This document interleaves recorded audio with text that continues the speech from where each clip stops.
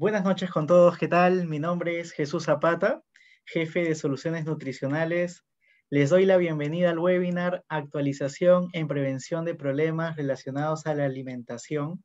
Realmente es un webinar muy importante y nos sentimos todos nosotros muy contentos de que estén participando en este webinar, ¿no? Como Alicor, nosotros contamos con insumos proteicos, ¿no? Que garantizan la calidad en la alimentación de sus animales. Contamos con los productos de torta de soya, torta de girasol, harina integral de soya. También contamos con insumos fibrosos como lo es la harina residual, el afrecho de trigo también, el acemite también, y contamos también con insumos energéticos que son los blends. A continuación, contamos en esta exposición con el doctor Carlos Gómez, ¿no?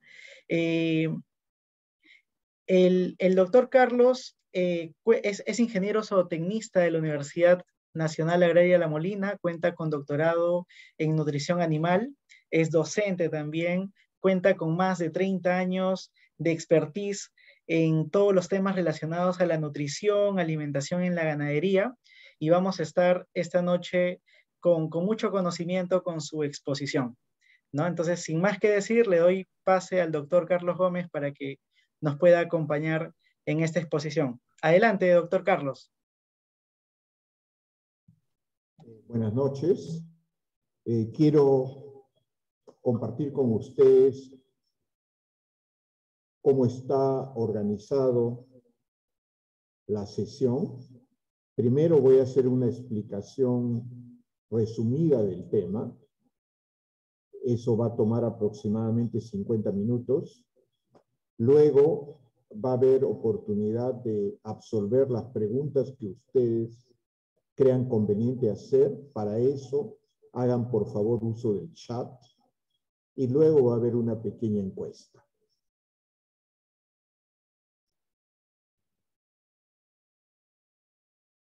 Si está desde su celular, como indica la transparencia, toque su pantalla y luego elija la opción chatear.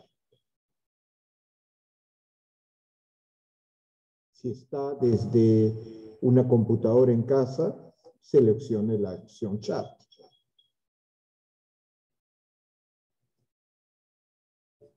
El tema que voy a compartir con ustedes es la prevención de problemas relacionados a la alimentación.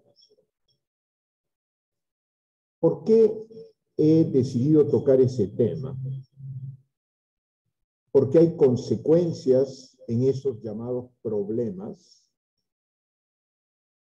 que afectan obviamente la producción, pero también como consecuencia de ello la rentabilidad del ganado lechero. Es importante señalar que me voy a focalizar en 3 problemas relacionados a alimentación: acidosis, cetosis e hipocalcemia.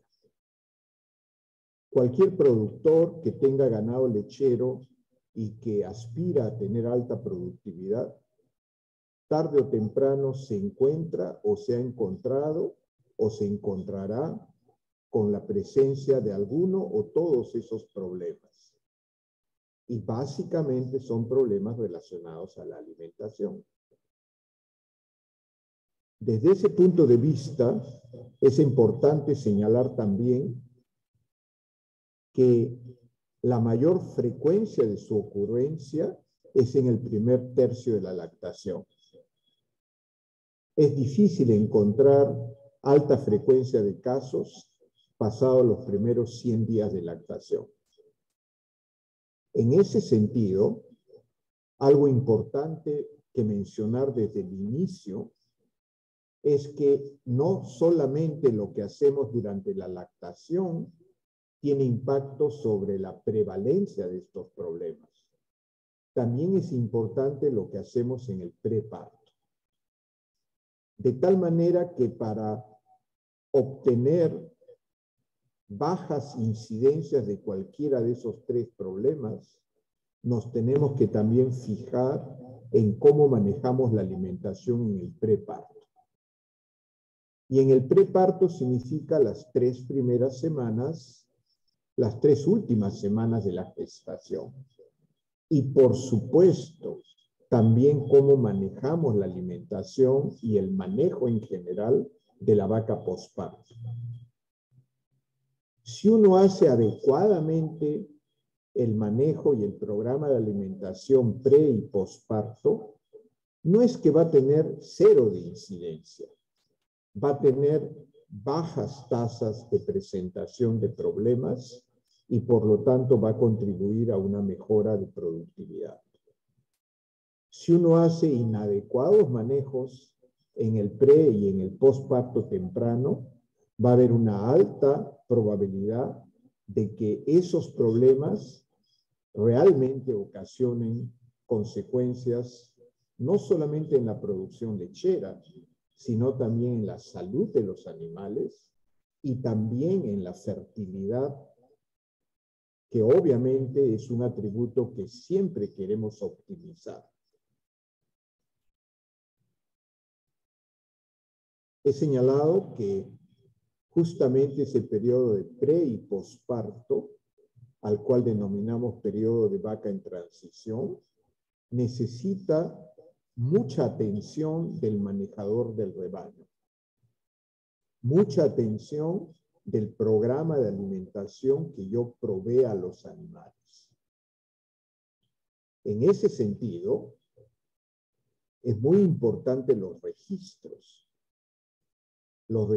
que nos permitan apreciar cómo evoluciona la producción lechera posparto, los registros que nos permita evaluar con qué condición corporal el animal ingresa a este ciclo de lactancia, pero también es importante tomar en cuenta, por ejemplo, aspectos como la composición de la leche, que nos permita, junto con las otras medidas, identificar si estamos en una situación que necesita mejora o no.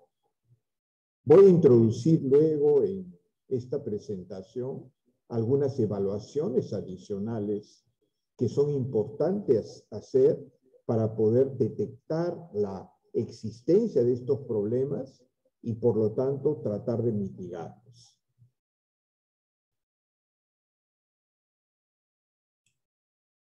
La acidosis ruminal, no hay duda que en atos intensivos de producción es el trastorno de origen alimentario más importante.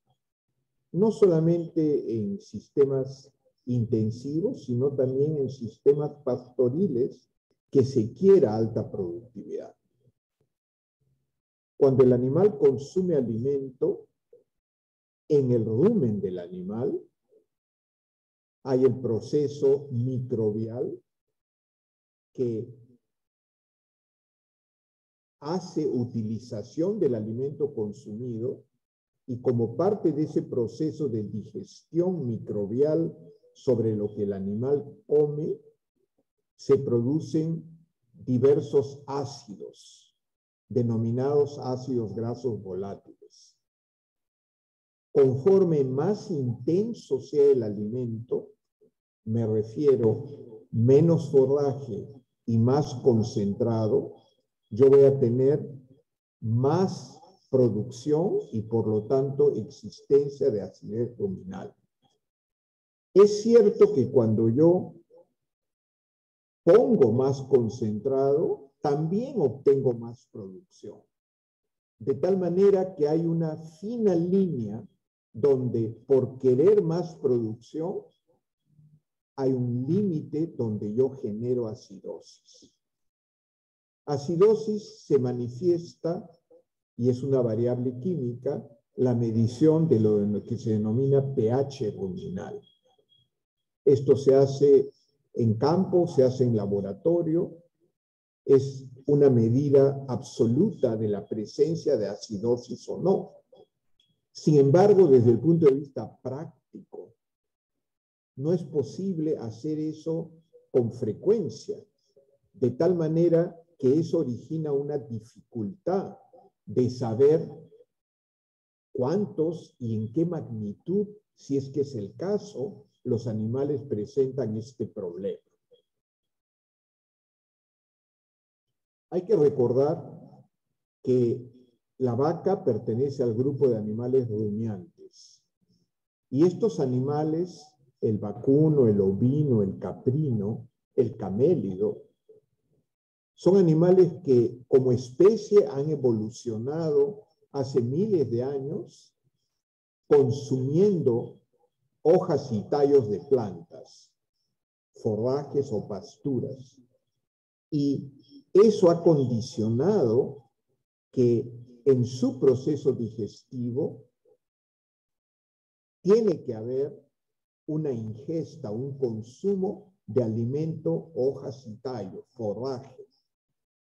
De tal manera que si nosotros disminuimos la cantidad de forraje por poner más concentrado para estimular productividad, esa disminución en forraje afecta justamente el que haya más ácidos porque está siendo reemplazado el forraje por el concentrado y eso lleva a acidosis. Por lo tanto, yo no puedo tener bajo aporte de forraje en el alimento. Yo quiero alta productividad, pero no puedo desplazar demasiado forraje. Tiene que haber un consumo mínimo necesario. ¿Por qué? Porque el forraje contribuye a mantener ese rumen y esa función de los microorganismos apropiados para digestión del alimento. Cuando al interior del rumen hay acidosis, los microorganismos ya no pueden digerir el alimento con eficacia y por lo tanto el animal no puede utilizar el alimento para producir leche en la medida que uno lo espera obtener. Bien importante también que cuando hay acidosis, y una de las principales causas es desplazar exageradamente forraje por concentrado, también se modifican la composición de la leche. Y lamentablemente se modifica de una manera negativa para justamente el precio de leche. Cuando hay acidosis, bajan los sólidos. Cuando hay acidosis, baja el contenido de grasa y el contenido de proteína. Por lo tanto, reduce el precio de venta de leche. Entonces, tenemos dos consecuencias muy claras, ¿no? La primera, por carencia de forraje, por presencia de acidosis, hay menor producción de leche y menor capacidad de quedar preñada la vaca posparto. Y a su vez, la leche cambia su constitución, su composición química desfavorablemente. Entonces, cuando el rumen tiene acidosis, además el animal come menos.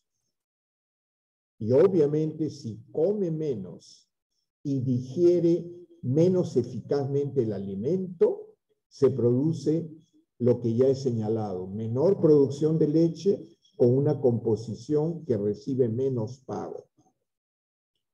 Asociado a la acidosis, los animales tienen lo que se denomina laminitis.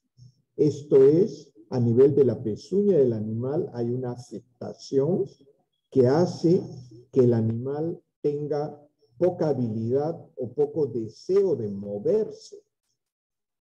Está un animal reclinado en el corral y obviamente con dificultad se acerca al comedero para consumir alimento.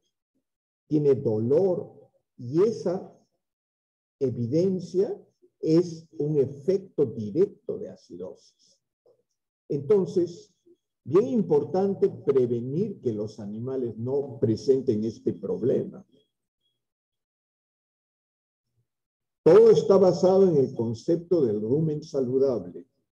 Rumen saludable significa los microorganismos ruminales están actuando eficazmente sobre el alimento Sin embargo, cuando al interior del rumen hay acidosis, esos microorganismos no están en un ambiente favorable para que digieran los alimentos. Por lo tanto, se tiene una afectación como las que he mencionado, en producción y en calidad de leche. ¿Cuáles son los factores que me llevan a acidosis? Ustedes ven en esa balanza, hay dos lados de la balanza. Cuanto más ácidos se producen, esto es, cuanto más almidón o azúcares hay en el alimento, hay más posibilidad de acidosis.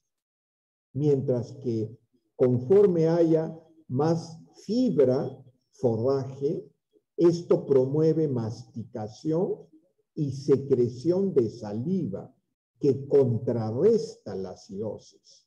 Ahí está escrita la palabra neutraliza.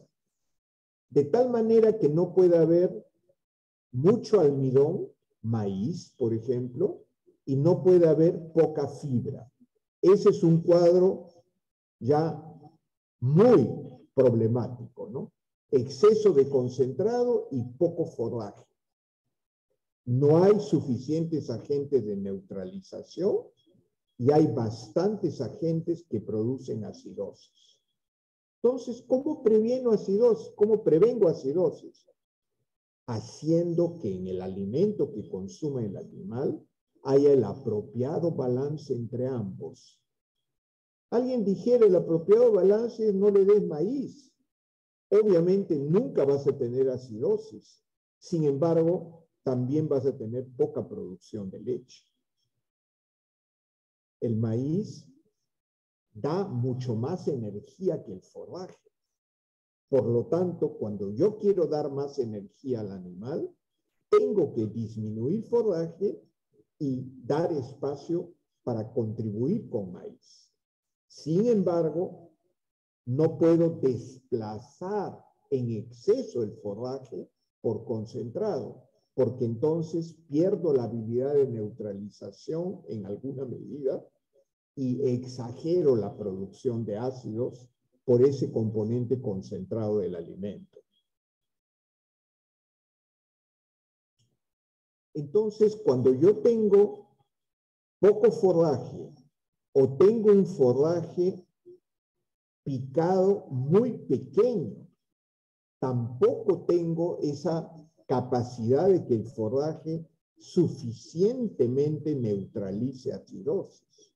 Entonces, no es solamente no des poco forraje, tampoco no des forraje muy finamente picado.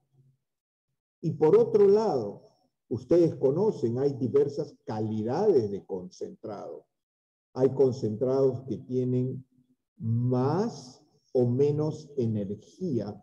Eso significa más o menos capacidad de digestión por el animal. Conforme haya un concentrado más intenso nutricionalmente en energía, tengo el cuadro completo para llevar a un rumen que no es saludable por acidosis. Fíjense ustedes, la acidosis tiene valores numéricos.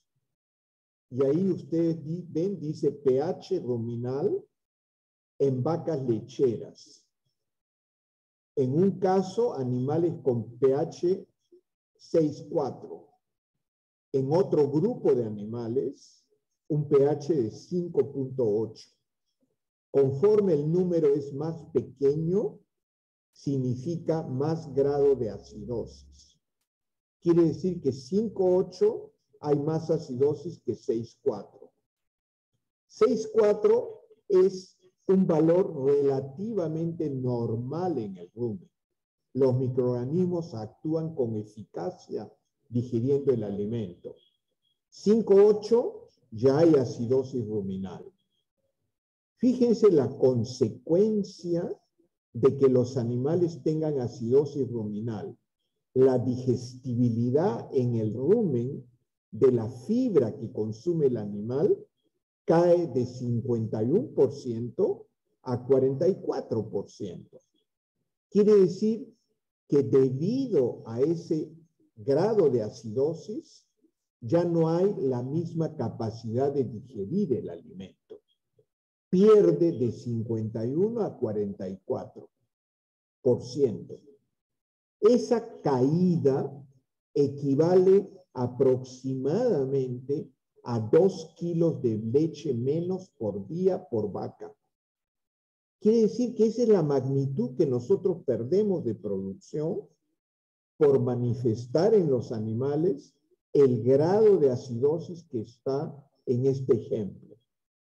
Obviamente, si la acidosis es más marcada, por ejemplo 5.6, el grado de caída en eficacia de digerir el alimento disminuye más y por lo tanto el animal tiene un impacto productivo contrario, una pérdida de leche mayor. Entonces, bien importante el que los animales se les prevenga la ocurrencia de acidosis. ¿Qué estrategias podemos tener para prevenirlo? Una estrategia es el concentrado, aumentar el número de repartos. Por ejemplo, si ustedes están dando 10 kilos de concentrado por día y lo dan 5 en la mañana y 5 en la tarde, traten de dar 3 en la mañana, 3 en la tarde y el saldo en la noche. Si ustedes están dando 3 repartos, aumenten un reparto adicional. Entonces, el número de repartos significa que cada vez que come alimento, no come gran cantidad de concentrado cuando los repartos son más frecuentes, porque usted le pone en el comedero menos cantidad de alimento por vaca. Otra forma de prevenir, y yo dijera que el 20% de los ganaderos estabulados, por ejemplo, en Lima, ya hacen uso de la ración total mezclada. Me refiero, no dan concentrado separado del forraje. Lo que hacen es, lo dan siempre mezclado en la proporción que desean darle al animal. Por ejemplo, si van a dar 10 kilos de concentrado y 45 kilos de chala, lo que hacen es mezclar los dos y darle en 3 o 4 repartos eso que ya está mezclado. Obviamente tampoco puede haber demasiado concentrado, y me refiero a la parte almidón de la ración. Por supuesto, tampoco puede haber escasez de forraje para que pueda asegurar masticación, rumia y por lo tanto salivación. Cada vez que el animal consume forraje, aumenta la cantidad de saliva que se produce en la boca y eso llega al rumen y neutraliza acidosis. Por lo tanto, si yo tengo escaso forraje, va a haber un problema de insuficiente agente de neutralización, que es la saliva. También, obviamente, igual que en otras industrias animales, se ha desarrollado una serie de compuestos que uno puede colocar en el alimento que contribuyen a la prevención. Por ejemplo, el bicarbonato o sesquicarbonato de sodio, que son productos equivalentes en su impacto preventor, o óxido de magnesio, que es un agente que actúa complementariamente con los llamados buffer, que son bicarbonato o sesquicarbonato.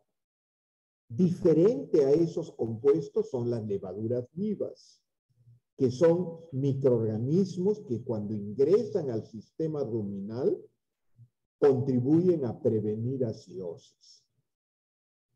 Como señalé al inicio de la presentación, las preguntas que ustedes crean que podamos contribuir con respuesta o análisis, por favor colóquenlo en el chat para poder responderlo al final.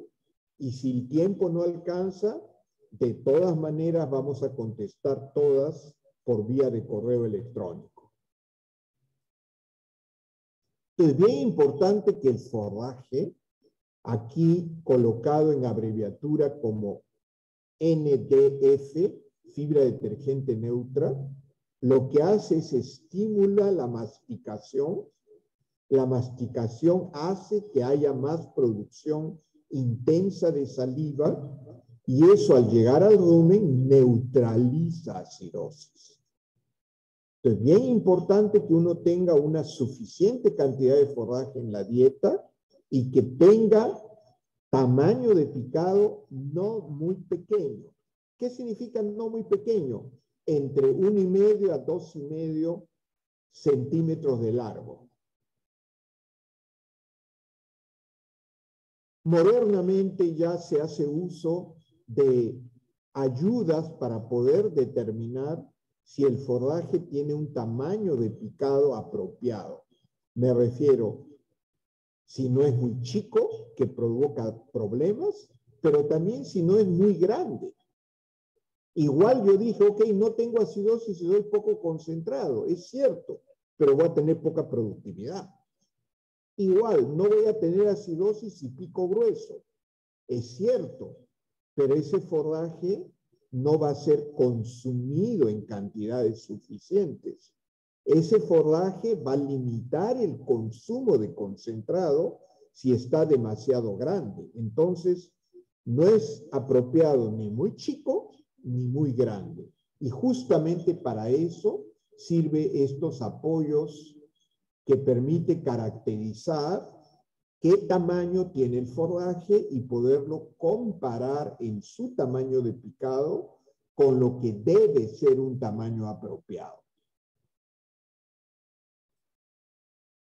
Entonces, en resumen, tiene que ver con formular el alimento, darle una cantidad apropiada de forraje, no dar un exceso de forraje de almidón en relación a la cantidad de forraje que se está dando y que ese forraje esté en el adecuado tamaño de picado. Vean ustedes que concentrado estamos colocando no como cantidad de concentrado, sino la cantidad de almidón que aporta el concentrado. Como digo, 2 concentrados no son iguales en nivel de almidón. Quiere decir que un concentrado puede dar 8 kilos y el vecino también 8, pero el contenido de almidón no es el mismo. Por lo tanto, hay que ir un poquito más detallado cuál es el contenido de almidón de lo que el animal está comiendo día a día y hay valores referenciales por debajo de los cuales yo puedo conducir a un problema. Bueno, he resumido brevemente el tema de acidosis. Voy a pasar al tema de cetosis ahora. Acidosis es un problema digestivo. Ocurre en el rumen. Los animales, cuando hay acidosis, los microorganismos no pueden digerir el alimento y se generan las consecuencias que hemos mencionado. Y la prevención es manejando el alimento, cantidades y calidades. La cetosis es un problema metabólico. ¿Qué significa? No tiene que ver con la digestión del alimento, tiene que ver en cómo lo que el animal absorbe a partir del alimento está con una proporción de componentes circulantes en el animal provenientes de la absorción apropiada para estimular producción y no hacer este problema metabólico que se llama cetosis. El problema metabólico de cetosis es un problema del balance energético del animal. ¿A qué me refiero? Los animales de alta demanda energética son justamente los animales de alta producción. ¿Qué significa? Un animal de alta producción, en muchos casos, tiene energía a partir del alimento insuficiente. Quiere decir que a pesar de la formulación que yo haga, a pesar del manejo que yo haga, voy a encontrar muchos animales, ojalá con un grado no muy grande de insuficiencia energética. ¿Qué significa insuficiencia energética? El animal está produciendo 40 litros, la energía que le proveen los alimentos alcanza para 38 y los otros 2 lo está sacando de la grasa corporal. Quiere decir que parte de la energía viene del alimento y parte de la energía viene de la grasa corporal. Eso es frecuente. Es difícil encontrar un animal de alta productividad que no haga eso.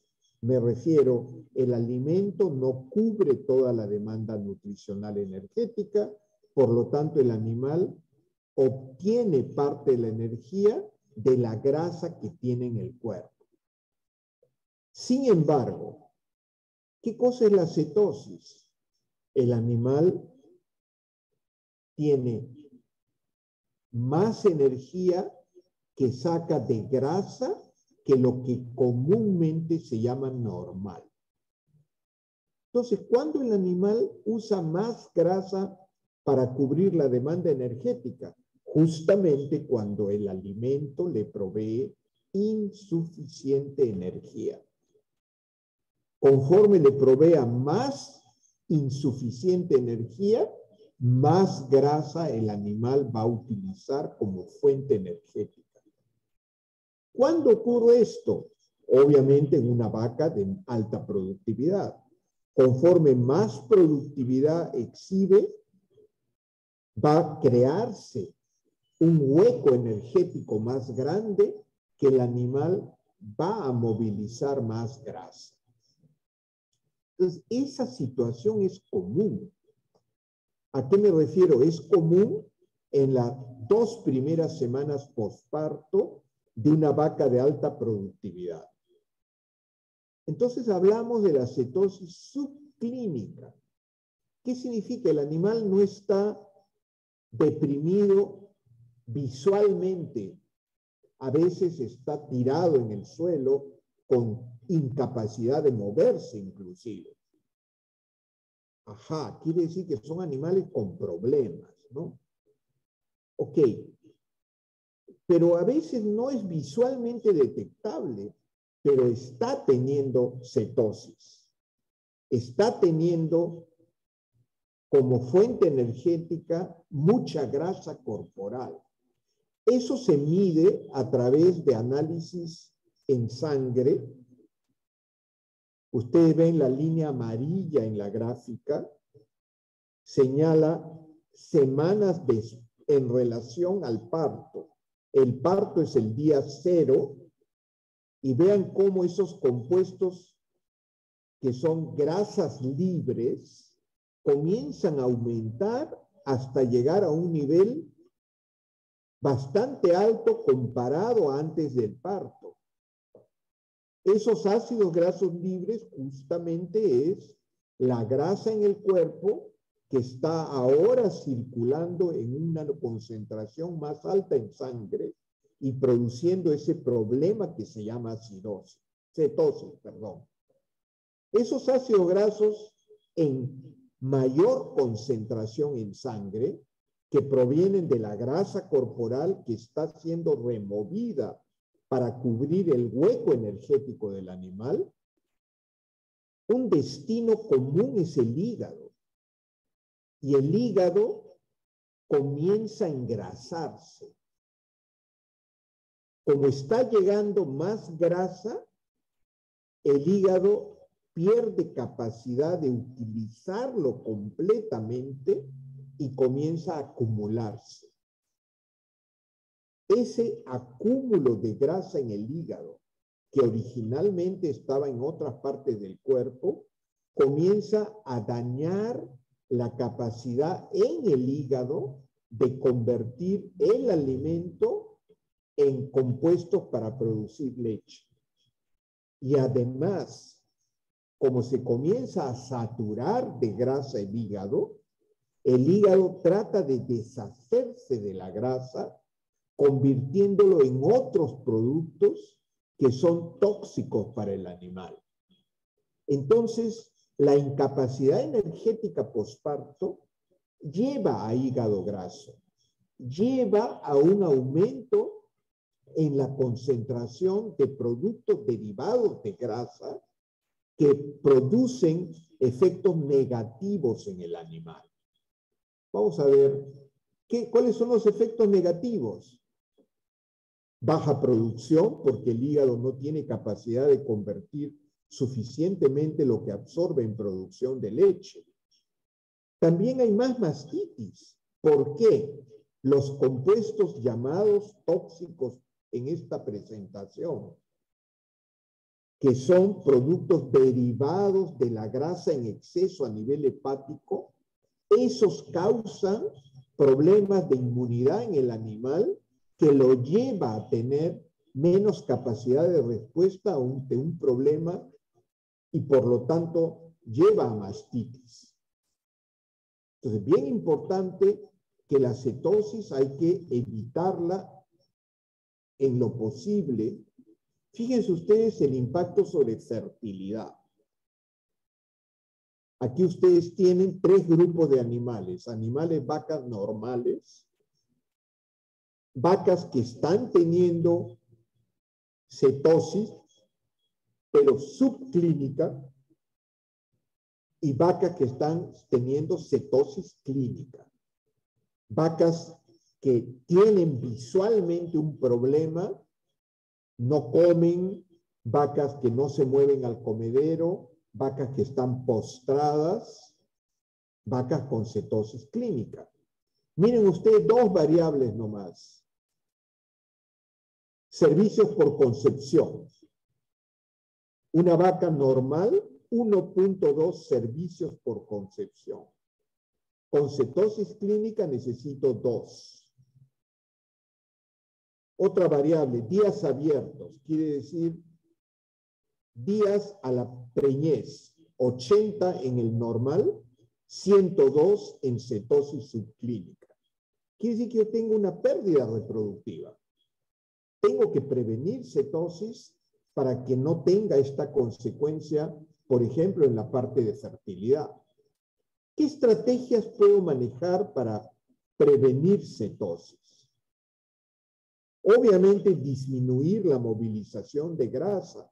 Y habíamos señalado que la causa era un insuficiente consumo de energía. Por lo tanto, el animal recurre a la grasa corporal. Es bien importante tratar que los animales posparto aumenten rápidamente el consumo de alimento. Cada vez que los animales son lentos en incrementar su consumo de alimento posparto, se exponen a ese hueco energético, se exponen a que por lo tanto el animal comience a mover grasa, que es energía que mata, que cubre ese hueco energético. Por lo tanto, tiene que ser una ración con un nivel energético alto, pero sin causar acidosis. Entonces, ahí hay un problema, ¿cierto? Pero además, es bien importante que los animales posparto trate de estimularse el consumo. Por lo tanto, reducir acidosis, tener un alimento con más densidad energética, evitar la competencia entre animales por el alimento en el comedero. Por lo tanto, tener un número apropiado de animales en relación al metro lineal de comedero. Si es que hay un problema de competencia, ese animal no va a comer mucho o lo suficiente y va a estar más expuesto a la necesidad de movilizar grasa para cubrir el hueco energético. En este sentido, donde ocurre también la necesidad de tener un adecuado programa de alimentación preparto, que provoque que el animal al inicio del posparto parta de un nivel de consumo de alimento comparativamente mayor. También hay una estrategia o algunas estrategias para prevenir cetosis, como por ejemplo el uso de colina protegida.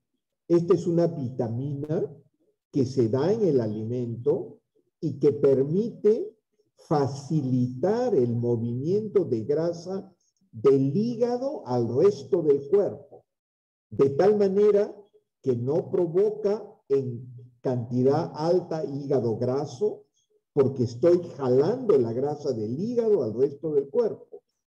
Y como tampoco hay acúmulo de grasa, no se producen compuestos tóxicos que describí hace unos minutos.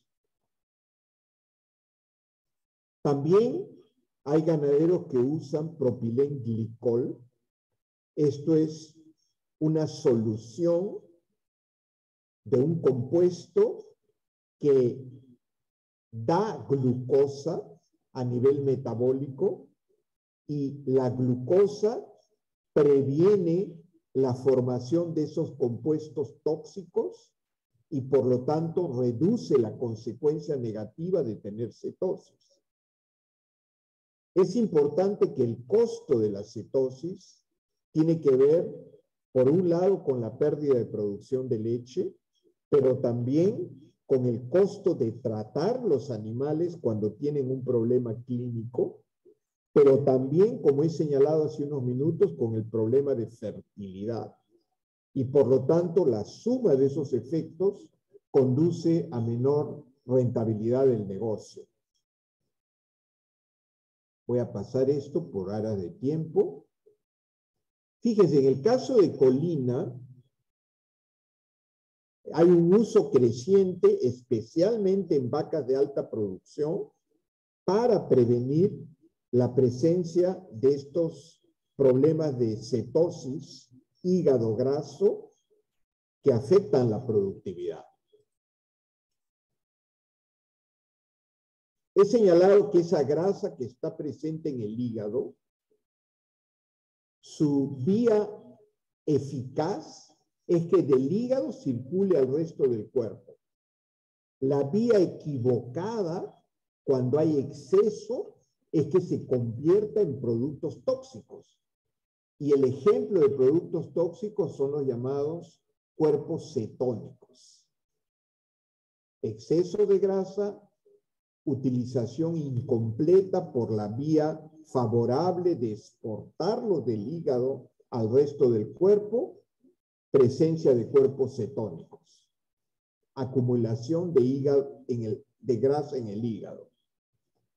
Esa exportación de la grasa del hígado al resto del cuerpo se ve justamente estimulada por la presencia de la vitamina colina, reduciendo, previniendo el que se acumule, produzca hígado graso y produzca compuestos cetónicos, que son negativos en términos de la salud y la fertilidad del animal. Esta es una gráfica que resume eso. Cuando la vaca tiene una ingesta energética inferior a su necesidad, necesita recurrir para cubrir ese hueco de la grasa corporal. Esa grasa corporal circula ahora en sangre, ingresa al hígado y ojalá del hígado se exportara en completo. Pero cuando hay exceso, se comienza a acumular y parte de ella se oxida a compuestos incompletos que causan problemas en el animal, que son los denominados cuerpos cetónicos. Un ejemplo de cuerpo cetónico es el llamado BHB, que es la abreviatura de beta-hidroxibutirato, BHB. Por lo tanto, yo puedo detectar cetosis a partir de la concentración de este producto. Obviamente, cuanto más alto, significa que más grasa está manejándose incapazmente en el hígado y por lo tanto se convierte en este compuesto que es un signo de cetosis. Hay valores que uno indica cetosis subclínica entre 1.2 y 1.4 por litro, o cetosis clínica si el valor es más alto. Es una forma bastante fácil de evaluar si los animales tienen cetosis.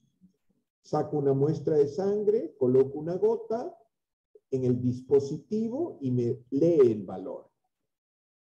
Fíjese, esto es lo que hacen algunos establos eficaces para tratar de conocer si tienen el problema y por lo tanto, en la medida del grado de la existencia, enfrentarlos con algún aspecto de manejo o alimentación. Esta es una serie histórica, diferentes meses del año, presentación de cetosis clínica o subclínica sumados, y ustedes vean, hay momentos en los cuales tienen 20%, hay momentos en los cuales tienen 55%. Entonces, el conocer la incidencia justamente me permite ayudar a manejarlo mejor. Está subiendo la cetosis. Algo tengo que hacer para evitar que siga subiendo a valores que me afecten. Oye, ya subí. Oye, ya tengo que comenzar a bajarlo, ¿no? Y quiero medir si lo que estoy haciendo está provocando reducción en cetosis. Obviamente nunca va a haber cero. Olvídense, no va a haber cero de cetosis. Probablemente establos con los típicos recursos alimenticios que tenemos. Esto como 2 más 2 es 4, ¿no? O sea, yo no puedo hacer, no es 5, ¿cierto? Igual, en otras latitudes, con otro tipo de alimentos, con más variedad de alimentos, con otra capacidad de caracterizar los alimentos con análisis que nos permita conocer con mucha mayor seguridad qué le estoy dando al animal, es lo que se llama una nutrición con alta eficacia. Probablemente yo puedo admitir valores de 5, 6, 8% de cetosis. En nuestro caso, hay unos establos que tienen más limitaciones que otros. Tal vez estamos hablando de 10, 12%, pero 40, 50% es algo que con los recursos generales que tenemos no deberíamos admitir. Quiere decir que algo estamos haciendo mal y la forma de conocerlo no es otra que midiéndolo. Ya he señalado, por favor, si tienen preguntas o comentarios, todos aprendemos de las preguntas o comentarios que ustedes hagan. Por favor, con todo gusto les invitamos a que lo hagan por el chat. Como digo, si el tiempo no permite atender todos, de todas maneras, a los que no podamos, vamos a darle las respuestas concretas por correo electrónico. Si ustedes tienen, por favor, un caso, dígame, yo tengo este caso, doy de esta forma. Voy a tener alto problema de hipocalcemia o de cetosis o de acidosis. O, ¿cómo sé si tengo acidosis? Por favor, siéntase libre de preguntar. Hipocalcemia, como su nombre lo dice, es un nivel de calcio en sangre menor al que el animal puede admitir sin tener problemas. Igual que los problemas anteriores, es muy frecuente en muchos casos encontrar niveles inferiores de calcio a los que el animal puede para estar bien en el posparto, en las primeras 2, 3 semanas posparto. ¿Y por qué ocurre eso? Porque en el preparto el animal no está produciendo leche. Pare, inmediatamente hay 20, 30 litros de leche que salen del animal. Y obviamente salen del animal y la leche tiene calcio. Quiere decir que en el preparto la cantidad de calcio que el animal perdía era mínima. En cambio, comienza la lactación, en la leche hay una erosión, una salida de calcio grande. Por lo tanto, los niveles de calcio en sangre comienzan a bajar. Es cierto que el ganadero entonces dice, oye, yo tengo que ponerle carbonato de calcio en el posparto para que justamente compense ese calcio que se está perdiendo en leche. Y obviamente eso es una estrategia muy eficaz. Sin embargo, los animales no pueden digerir favorablemente excesos de carbonato en el calcio en el alimento. Quiere decir que aunque ustedes le den el doble, hay animales que caen en hipocalcemia, porque en el intestino delgado hay incapacidad de absorber demasiado calcio, tiene un límite. Por lo tanto, hay que promover la otra fuente de calcio, y la otra fuente de calcio es el hueso. Quiere decir que los animales posparto deberían estar en un estado bastante eficaz de poder remover calcio del hueso para cubrir el hueco que el alimento no provee de calcio y prevenir hipocalcemia. Entonces, ¿cuándo tengo hipocalcemia? Obvio, cuando el alimento posparto tiene insuficiente calcio. ¿Eso evita todos los problemas? No. Cuando una vaca tiene más productividad, sale más calcio en la leche y usted tiene un límite de absorción de calcio proveniente del alimento en el tracto digestivo. Por lo tanto, tiene que sí o sí depender del movimiento de calcio del hueso a la sangre. Aquí ocurre el problema. Hay situaciones alimentarias donde la capacidad de mover calcio del hueso a sangre se ve muy limitada. Por lo tanto, el animal tiene hipocalcemia. Hay otras situaciones alimentarias donde el animal tiene como consecuencia de ello más habilidad de mover calcio del hueso a la sangre, por lo tanto, la incidencia de hipocalcemia es bastante baja. Entonces, bien importante que tiene que haber un nivel alrededor de 8 miligramos por decilitro de calcio en sangre. Si yo tengo menos, estoy teniendo un problema llamado hipocalcemia. La hipocalcemia me conduce a problemas de salud como mastitis, me lleva a problemas de fertilidad, me lleva a retención de placenta. Todos esos problemas podría ser una causa la hipocalcemia. Entonces, vean, todos ellos causan problemas económicos, causan problemas negativos en el animal.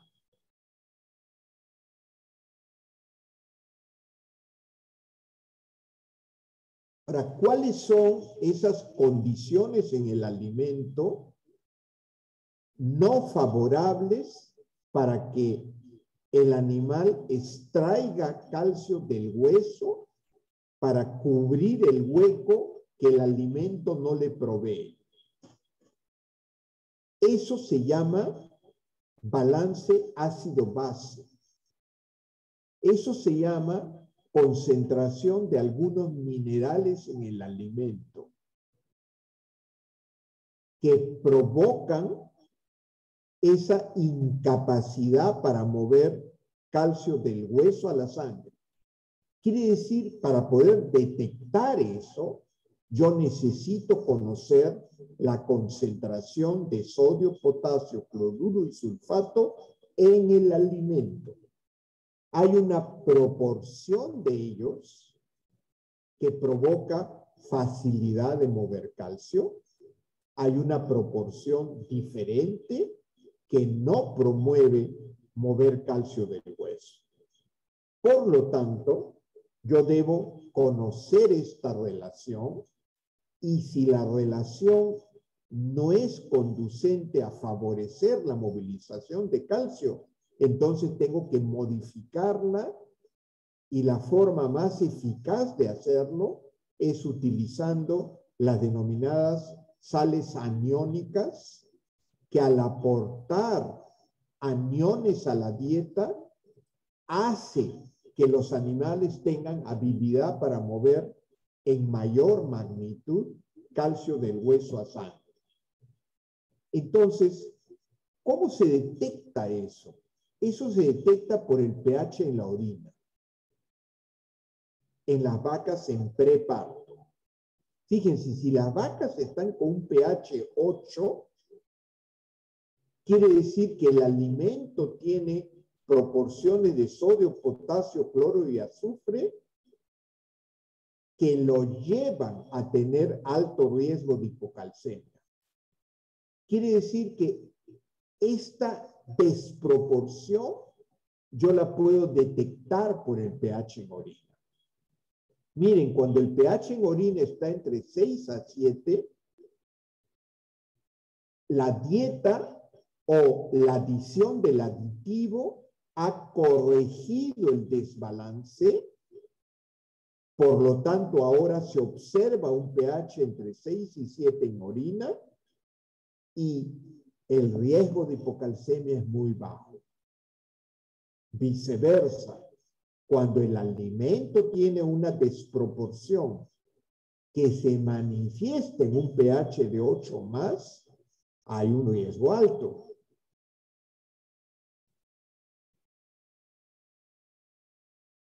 Yo creo que con esto, dado por al tiempo, creo que es importante pasar ahora a la sección de preguntas y poder a través de ellas extender algunos temas que por la rapidez de la presentación pueden haber quedado seguramente incompletamente transmitidos.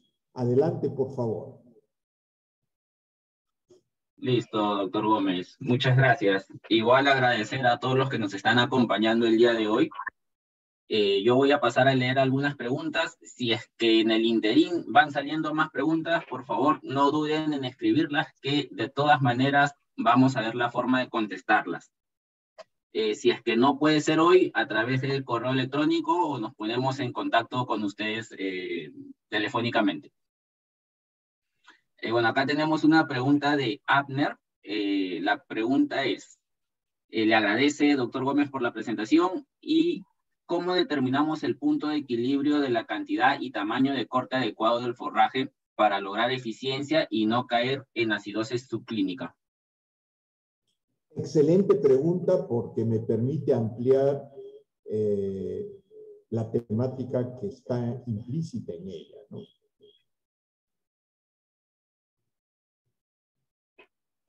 El tamaño de corte no puede ser muy grande porque provoca un bajo consumo de alimento y obviamente la vaca no tiene la productividad de leche esperada.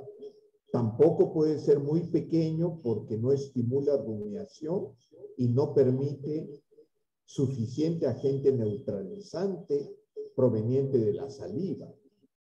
Entonces, en tamaño de corte no hay problema. Hay un tamaño de corte apropiado y eso se puede medir con el aditamento que puse en la presentación, que me dice su forraje está muy pequeño o muy grande. Por ahí corrijo el problema, ¿no? Ahora, el problema de la cantidad de forraje tiene que ver también con la cantidad de concentrado.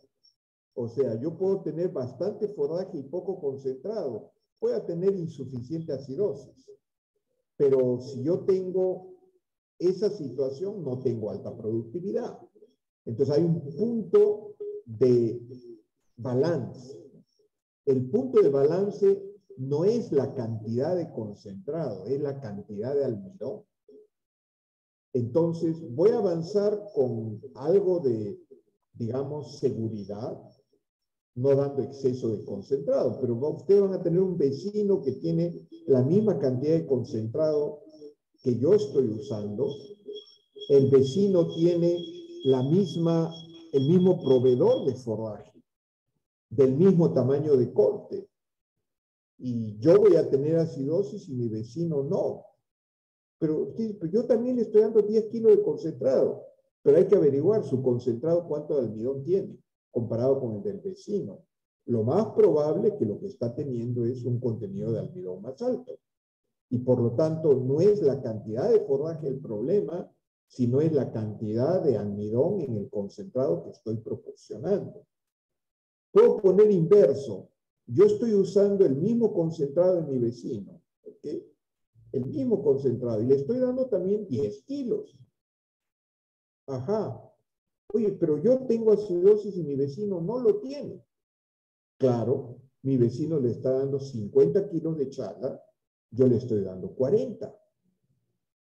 Entonces, la causa es la insuficiencia de forraje. Ya bien, pero usted dice, ya, le voy a dar 50 kilos de forraje, igual que mi vecino, pero usted sigue teniendo acidosis en sus animales. ¿Por qué? Porque el contenido de fibra en su forraje puede ser menor que el de su vecino. ¿Y cuándo sucede eso? Cuando la chala está muy joven. El contenido de fibra es inferior.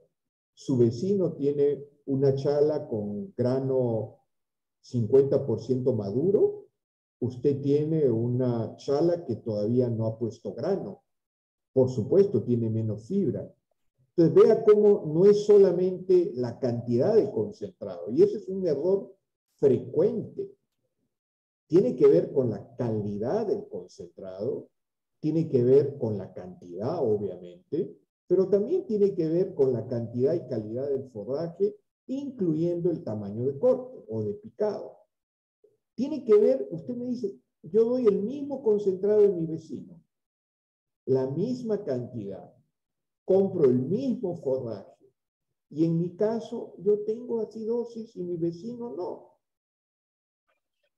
Entonces lo que debe ver es, oye, ¿y cuánto come de forraje? Porque una cosa es cuánto yo le doy en el comedero, otra cosa cuánto come. Pero también es, oye, ¿hay suficiente número, espacio de comedero? Porque si no lo hay, van a comer diferente una vaca respecto a la otra y va a comenzar a aparecer el cuadro. Espero haber contestado al menos algunos ejemplos de lo que ha preguntado. Adelante. Ok. La siguiente pregunta, respecto a la salud hepática, ¿también se puede considerar aminoácidos como metionina, al igual que la inclusión de colina en la dieta?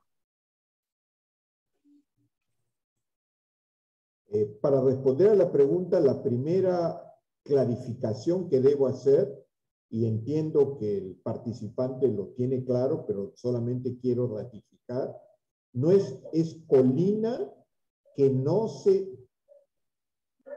desintegre en el rumen. Se le llama colina sobrepasante. ¿Ok? Es bien importante hacer esa mención. En aves y porcinos nosotros usamos siempre colina. Esa no es la colina que necesita el vacuno. Es una colina diferente que en la manufactura ha logrado que en el rumen no se desintegre, llega al intestino delgado y ahí se absorba. Entonces, el tema es colina sobrepasante. Y entiendo también que la pregunta es, ¿cómo trabaja? Si trabaja en ese tema la metionina. Y entiendo, debe entenderse también que no es la metionina que yo suministro al ave o al porcino, es una metionina que se ha transformado por manufactura, que no se degrada, no se desintegra en el rumen, intacta llega al intestino delgado. Entonces, hecha esa clarificación, la pregunta es, la metionina que llega integra al intestino delgado proveniente del alimento, puede promover salud hepática.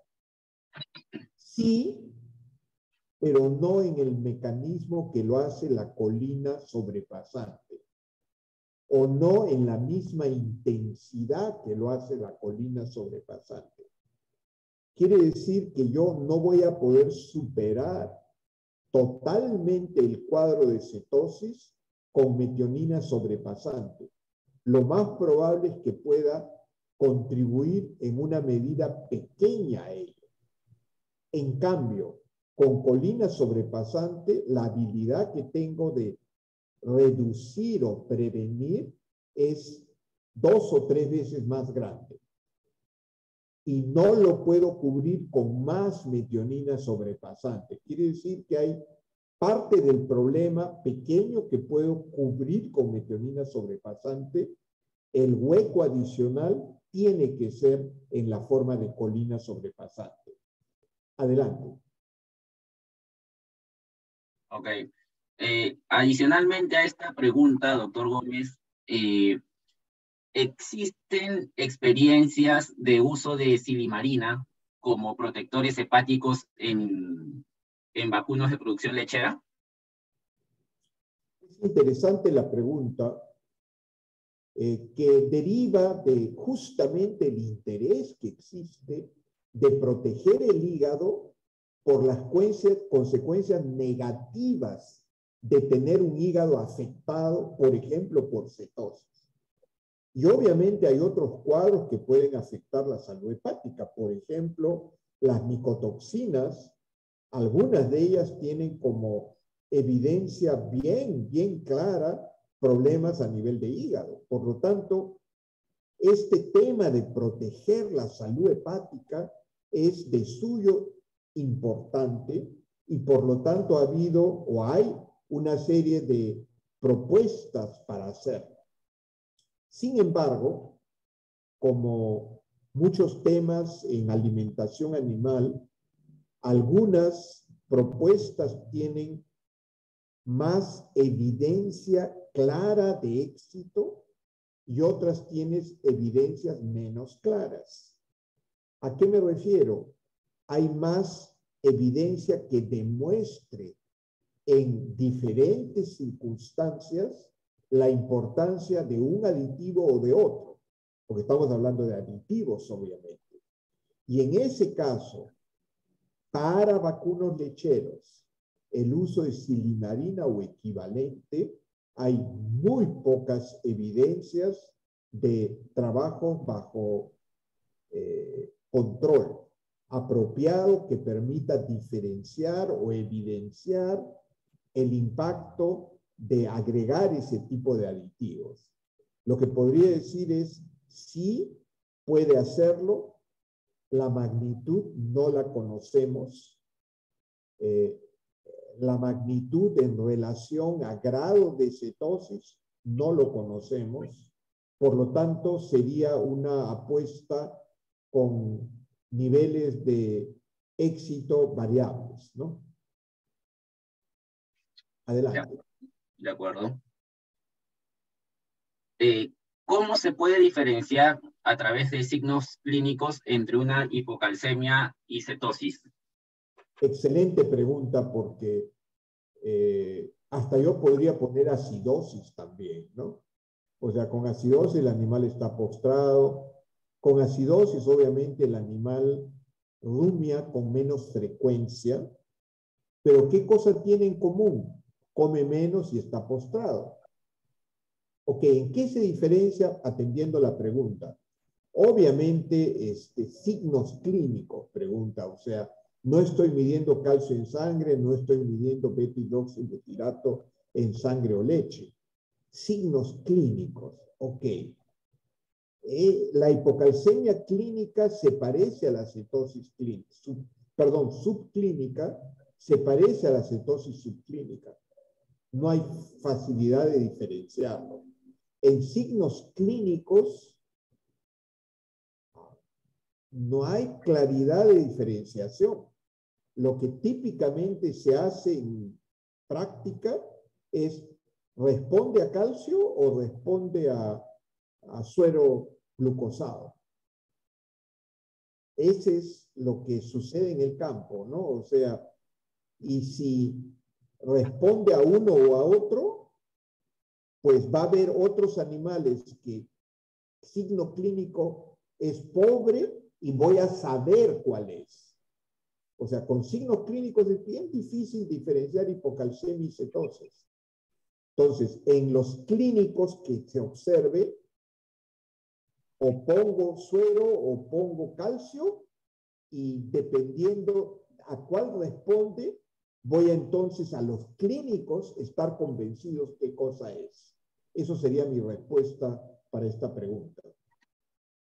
Doctor Gómez, gracias. Ahí, antes de seguir con las preguntas, Melissa Paredes y Iván Mego, mi persona, hemos puesto en el chat un enlace de una encuesta que, por favor, espero que nos puedan ayudar a llenarla para seguir mejorando el contenido y las futuras presentaciones que les pudiéramos entregar. Por favor, ahí apóyennos llenándolas para mejorar. Seguimos con las preguntas. A ver, ya. ¿Recomienda el uso de sales aniónicas en preparto y sales catiónicas en posparto como uso generalizado? No, no, porque yo uso un preventivo cuando tengo un problema. Entonces, ¿cuándo tengo un problema? Cuando lo detecto. Las sales aniónicas tienen espacio como aditivo cuando he detectado que los animales tienen un problema que responde a sales aniónicas. ¿Cuándo yo detecto que responde? Cuando el animal tiene alta retención de placenta comparativamente a valores normales, cuando el animal tiene un pH en orina alrededor de 8. Si yo tengo esos dos escenarios, desde mi experiencia es una situación práctica donde deben responder a sales aniónicas. pH 8 en orina y, ¿qué dije? pH alto en orina y retención de placenta 30-35% en vacas posparto. Debe responder a sales aniónicas. En el caso de sales catiónicas, comparativamente la evidencia en comparación a sales aniónicas es mucho más limitada. Ahí, de ninguna manera un análisis generalizado, ahí no se puede medir por pH en orina en el posparto. La única forma de detectar realmente si hay una respuesta a sales catiónicas es analizar sodio, potasio, cloro y azufre en el alimento posparto. Y si la proporción es la inapropiada por aniónica, entonces le doy sales catiónicas en el posparto. Adelante. Ok, doctor Gómez, gracias ahí por la respuesta. Acá tenemos una pregunta. ¿De qué manera el cogollo de caña podría ayudar en esta crisis de escasez o alza de costos de forraje para reducir el riesgo de acidosis? Totalmente interesante la pregunta también. En épocas de alto costo de alimentación, lo que debemos hacer es agudizar nuestro ingenio para hacer mejor lo que hacemos día a día. Una área muy importante es el manejo ganadero. Otra área importante es lo que se ha señalado en la pregunta, explorar si hay alimentos que puedo incluir en mi programa de alimentación que me ayuden a remontar el tema de costos tratando de mantener la misma productividad. ¿Quiere decir que reemplazo chala por cogollo? No, porque el cogollo de caña tiene inferior valor energético y proteico que la chala. Quiere decir que tengo que incluirlo dentro de mi posibilidad al momento de formular el alimento. Es cierto, tiene menor valor energético y tiene menor valor proteico. Por lo tanto, yo puedo reemplazar chala por cogollo, sí, pero tengo que complementar un poquito mejor el concentrado. Ahí hay que hacer la operación de balance económico. A lo mejor el cogollo me cuesta muy poco, y por lo tanto, a pesar de gastar un poco más en el concentrado, la totalidad del costo del animal de la vaca se reduce y por lo tanto estoy en una mejor situación. Es cierto también, como es un alimento forrajero de menor valor que chala, alfalfa o avena, entonces probablemente no tiene mucho espacio en una vaca de alta producción, pero sí puede tener espacio en un animal de recría. Una vaquillona realmente tiene una alimentación que yo puedo reemplazar chala por cogollo y con mínimo aumento de proteína y energía en el concentrado, provocar una reducción relativamente fácil en el costo de alimentación, siempre y cuando que haya una brecha de diferencial de precio chala, que pueda permitir eso.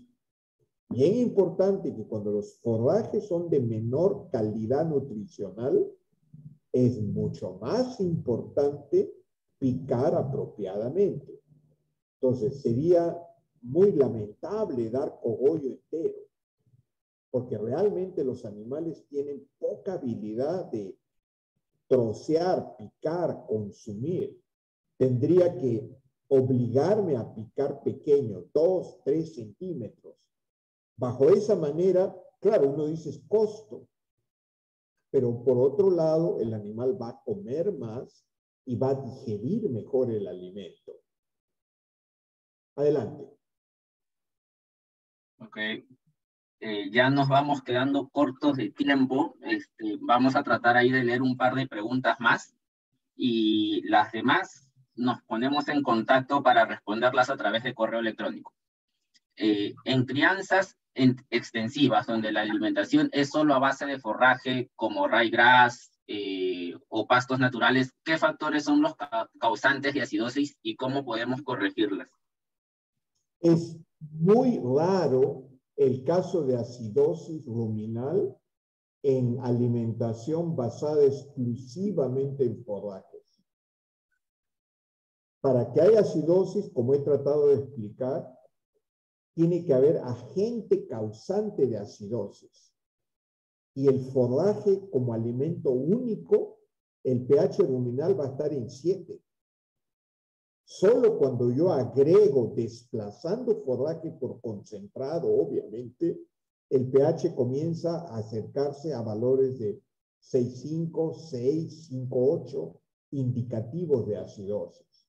No hay realmente situación práctica en la cual yo encuentre acidosis con exclusivamente forraje o inclusive con 1 o 2 kilos de concentrado, si es que el forraje o el pasto es a voluntad. No hay posibilidad de encontrar. Adelante. Okay. Vamos a terminar con esta pregunta, que vamos a aprovechar la pregunta nuevamente de Abner para complementar también con otra pregunta. ¿Qué estrategias se puede implementar en dietas preparto para estimular la movilización de calcio si no se cuenta con sales aniónicas? Que además son poco palatables. La pregunta que complementa es, ¿recomienda el uso de palatabilizantes para estimular consumo? Okay. Sobre la primera pregunta, para diferenciar que hay sales aniónicas poco palatables y hay sales aniónicas que no tienen problema de palatabilidad. Como en todo el mundo de aditivos, se ha ido desarrollando ajustes en la naturaleza de los aditivos. Las sales aniónicas que inicialmente se pusieron en el mercado eran ciertamente poco palatables, siguen siendo poco palatables. Sin embargo, sabiendo que es un problema, como el señor Miranda muy apropiadamente menciona, se ha desarrollado otras sales aniónicas que ya no tienen el problema de palatabilidad. Y esas son las que justamente tienen una mejor capacidad de prevenir hipocalcemia. Ahora, ¿qué otra forma yo tengo de reducir hipocalcemia que tiene un límite, que es el más bajo contenido de calcio en el alimento preparto posible, alrededor de 0.1%? Cuando yo tengo en el preparto 0.2, 0.25 de calcio, no ayudo a facilitar que haya habilidad en el animal de mover calcio del hueso. Cuando yo reduzco el calcio en sangre, porque el nivel de calcio en preparto es bajo, el animal, a pesar de no tener una alta demanda de calcio, está jalando calcio del hueso. Quiere decir que entra al parto con una habilidad mejor de mover calcio del hueso. Y eso es la otra estrategia, obviamente, que lleva a prevenir hipocalcemia. Sin embargo, hay varios trabajos bastante robustos en la literatura científica donde yo tengo bajos niveles de calcio en preparto, 0.1, 0.12%, y yo puedo, en ese caso, reducir la hipocalcemia a valores más bajos. Quiere decir que no es solamente menor nivel de calcio el que puede llevar a niveles, asegurar niveles más bajos de hipocalcemia. Se acompaña con sales aniónicas si y solo si hay una desproporción en la dieta. Entonces tenemos dos casos, ¿no? Nivel de calcio bajo ayuda a, pero si tengo desproporción de ácido base en el alimento, no va a poder llegar a 3, 4% de hipocalcemia como máximo. Va a estar en 5, 8, 9, 10%. En cambio, si yo bajo calcio al 0.15 y si hay desproporción y yo uso aniónicas, yo puedo bajar al 3, 4% de hipocalcemia. Estoy poniendo obviamente números nada más didácticos, ¿no? Para explicar el sentido de la respuesta. La pregunta adicional es, claro, usted menciona que el consumo de alimentos es muy importante. Ciertamente, muchos de los problemas de cetosis, de acidosis, básicamente son porque el animal come a veces muy poco posparto alimento. Como come muy poco, necesita jalar grasa. Como come muy poco, quito forraje para que coma más concentrado en ese poco que come y tenga más energía y produzco acidosis. Entonces, los estimulantes de consumo como saborizantes tienen espacio en el tema. Lamentablemente no. No hay datos en la literatura técnica o comercial que demuestren un impacto alguno de uso de saborizantes para estimular consumo. Y probablemente hay varias razones. La fuerza mayor para que no coma más tiene que ver con una debilidad de digestión por incapacidad ruminal. Entonces, es como, ¿cuál es más fuerte? Es más fuerte el problema ruminal, que no lo puedo remontar con un estimulante de consumo, que es cosa muy diferente, por ejemplo, a terneros. En terneros sí, con un estimulante, un saborizante, yo puedo hacer que el animal coma más concentrado. Y al comer más concentrado, obviamente lo puedo destetar más temprano, reducir el costo que es la leche, que es más alto por día que el costo de concentrado. Por lo tanto, ahí tiene un espacio en rumiantes bastante obvio, ¿no? Adelante. Ok, doctor Gómez, muchas gracias. Ya hemos terminado ahí con la sesión de preguntas por el tiempo. Como les comenté, nos ponemos en contacto con ustedes para responder las otras a través de correo electrónico. Yo nuevamente le doy el pase a Jesús para que cierre el evento. No se olviden de llenar la encuesta, por favor. Gracias, gracias Iván, muy buenas preguntas, excelente, muchas gracias doctor Gómez por su tiempo, por la exposición y les invitamos que puedan completar la encuesta, es una encuesta de 7 preguntas, les tomará 2 minutos y muchas gracias también por su participación. Que tengan todos muy buenas noches. Gracias. Gracias. Buenas noches.